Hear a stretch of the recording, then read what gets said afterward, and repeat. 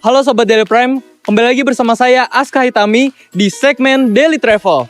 Di kesempatan kali ini saya ingin mengajak Anda untuk melihat lebih dalam Museum Nasional Sejarah Alam Indonesia.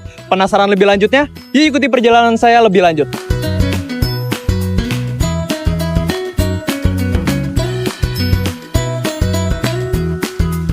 Di balik rimbunnya pepohonan kota Bogor, berdiri sebuah tempat yang menyimpan jejak kekayaan alam Indonesia, Museum Nasional Sejarah Alam Indonesia atau yang lebih dikenal dengan Munasaid. Museum ini bukan sekedar ruang pameran, tapi juga jendela pengetahuan yang memperkenalkan kita pada keanekaragaman hayati Nusantara.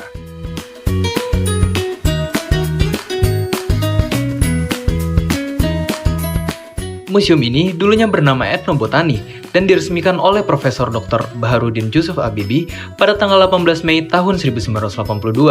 Kata etnobotani terdiri dari dua kata, yaitu etno yang berarti etnis dan botani yang berarti tumbuhan. Etnobotani berarti suatu ilmu yang mempelajari pemanfaatan tumbuhan oleh suku bangsa tertentu untuk kepentingan sehari-hari. Museum ini memiliki 2000 artefak etnobotani dari berbagai diorama pemanfaatan flora. Oke pemirsa, sekarang aku sudah ada di depan ruang pameran. Dan di ruang pameran ini berisikan tentang sejarah-sejarah herbal yang ada di Indonesia. Penasaran lebih lanjutnya? Ayo kita lihat lebih lengkapnya.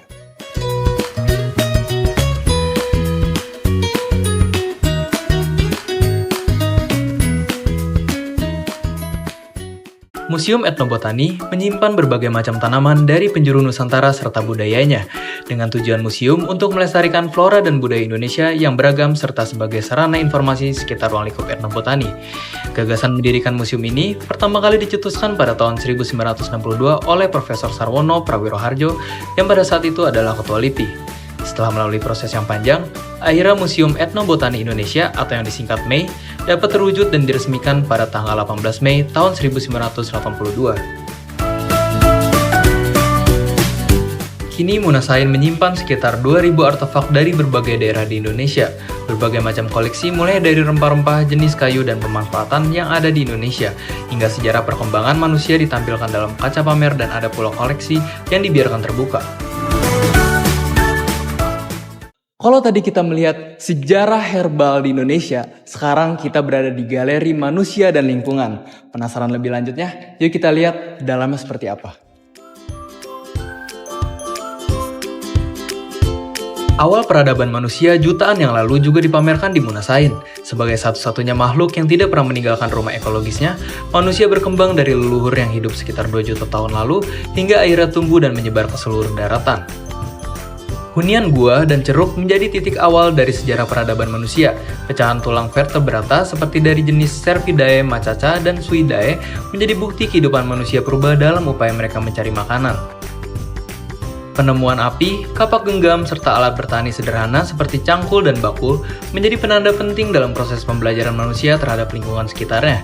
Dari sinilah muncul cikal bakal gaya hidup sedenter, yakni gaya hidup menetap yang berkembang saat manusia mulai beralih dari berburu dan meramu menjadi bercocok tanam dan berternak pada masa Neolitikum. Seiring berjalannya waktu, muncullah manusia modern, yaitu manusia yang hidup di masa kini sebagai hasil dari proses evolusi panjang yang terus beradaptasi dengan alam dan peradaban.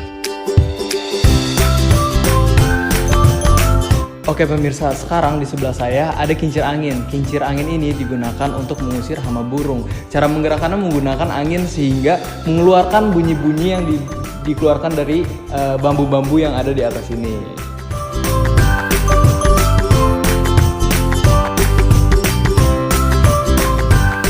Di balik harga kain tenun yang mahal tersimpan sebuah proses panjang yang rumit dan penuh kesabaran. Kain tenun bukan sekedar kain, namun merupakan warisan budaya yang syarat makna.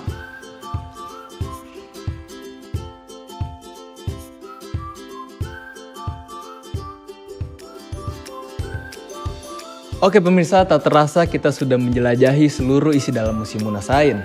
Apakah pemirsa tertarik nih untuk datang dan belajar sejarah alam di Indonesia? Saya Aska Hitami, pamit undur diri, terima kasih dan sampai jumpa.